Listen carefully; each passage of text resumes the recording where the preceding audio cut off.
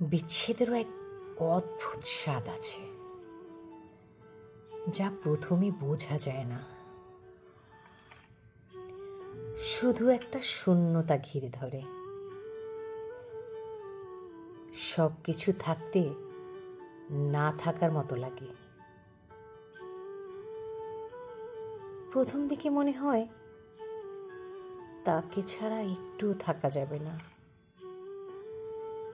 পরে ধীরে ধীরে অভ্যাস হয়ে যায়। তবু একটা কান্না জমে থাকে ভেতরে। বিচ্ছেদের স্বাদ খুবই তিক্ত, তবু সেটাই জীবনের সবচেয়ে গভীর পাঠ।